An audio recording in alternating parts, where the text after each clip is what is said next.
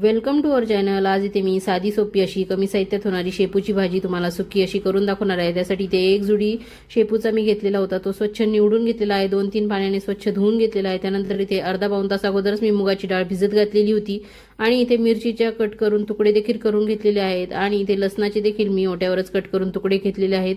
तर एकदम कमी साहित्यामध्ये झटपट होणारी अप्रतिम चवीची अशी ही भाजी आपण इथे करणार आहोत। तर तुम्ही म्हणताल की रोज रोज काय पालेभाज्यांचाच व्हिडिओ टाकते, तर एकदा मिस्टर जर मंडीत गेले ना तर भरपूर साऱ्या पालेभाज्या घेऊन येतात आणि पालेभाज्या जास्त दिवस टिकत नाही, त्यामुळे त्या मला लवकर संपवाव्या लागतात। त्यामुळे इथे बघा आता मी ह्या शेपूची भाजीची रेसिपी तुमच्यासोबत शेअर करत आहे। तर त्यानंतर इथे फोडणी करून घेतलेली आहे, मोहरी टाकून घेतली, हिंग टाकून घेतला आहे, लसण लाल होईपर्यंत इथे परतून घेतला। त्यानंतर मिरच्याचा कच्चेपणा जाईपर्यंत इथे मी परतून घेतलेल्या आहेत या मिरच्या।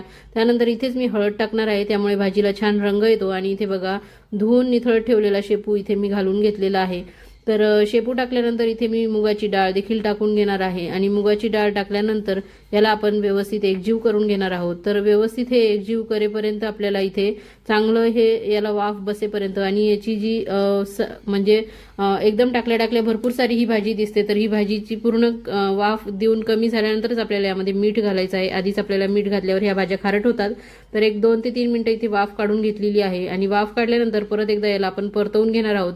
तर याच पद्धतीने मेथीची भाजी खूप छान लागते मुगाची डाळ घालून आणि शेपूची भाजी देखील जे आपण डाळीचं पीठ आहे ते टाकून हाटीव भाजी केली जाते आणि नंतर कच्चे शेंगदाणे, मिरच्या आणि लसण हे टाकून देखील पातळ भाजी केली जाते। तर यापैकी तुम्हाला कोणती आवडते ती मला सांगा। आणि इथे बघा मी चवीपुरतं मीठ टाकून घेतलेलं आहे।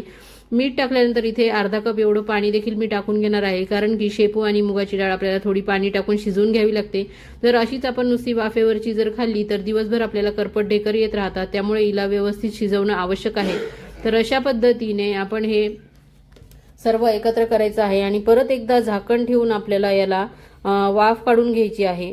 जवळजवळ 1-5 मिनिटं मीडियम फ्लेमवर आपण याला वाफ काढून घेणार आहोत, त्यामुळे आपली मुगाची डाळ आणि शेपू चांगल्या पद्धतीने शिजून निघेल आणि हा चांगल्या पद्धतीने शिजल्यावर दिवसभर याची आपल्याला करपट ढेकर येणार नाहीत। तर अशा पद्धतीने बघा व्यवस्थित आपली ही भाजी बघा, तिची पहिल्यांदा आपण कढईत साईज बघितली किती मोठी दिसत होती, आपल्याला खूप जास्त प्रमाणात दिसत होती आणि आता बघा केवढूशी झाली आहे। तर हेच असतं पालेभाज्यांचं, टाकताना एवढ्या मोठ्या दिसतात आणि मग वाफून निघल्या की एवढूशा होतात। तर अशा पद्धतीने एकदम मस्त ही भाजी तयार होते। भाकरीसोबत तर हिची चव अप्रतिम लागते। तुम्ही पोळी भाकरी कशासोबतही खाऊ शकतात, घरी देखील खायला करू शकतात किंवा टिफिनला द्यायला देखील या भाज्या छान पर्याय आहे। आणि हिवाळा आहे त्यामुळे भरपूर साऱ्या पालेभाज्या अवेलेबल असतात, ज्या की आपल्या तब्येतीसाठी देखील चांगल्या असतात आणि गुणकारी देखील असतात। तर रोज एक पालेभाजी खाल्ली गेलीच पाहिजे। तर नक्कीच माझ्या पद्धतीने तुम्ही ही शेपूची भाजी ट्राय करा आणि त्यासाठी व्हिडिओ शेवटपर्यंत बघा आणि आवडल्यास लाईक, शेअर, सबस्क्राईब करा आणि इतरांना शेअर देखील करा। थँक्यू।